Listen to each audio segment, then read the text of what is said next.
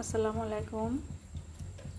আজ আমি ভুড়ি রান্না করব, গরুর ভুড়ি। এখানে 1 কেজি গরুর ভুড়ি পরিষ্কার করে আমি পানি দিয়ে হলুদ দিয়ে একটু ভাপ দিয়ে নিব। একটু মশলাও দিচ্ছি।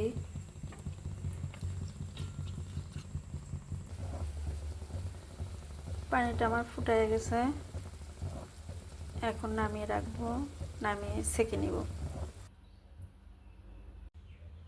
ভুড়িটা ধুয়ে নিয়ে আমি কেটে আবার ধুয়ে নিয়েছি।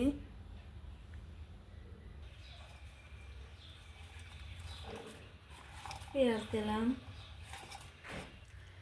গরম মশলা দিলাম, হলুদ, মরিচ, লবণ, আদা রসুন বাটা, ধনিয়ার গুঁড়ো, জিরার গুঁড়ো 1 চা চামচ করে, 2 চা চামচ।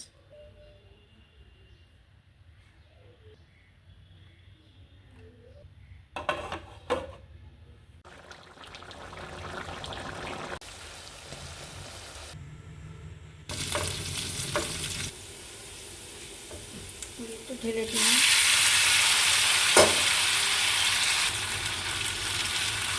ভেজে নিচ্ছি আমি এখন ভুড়িটা।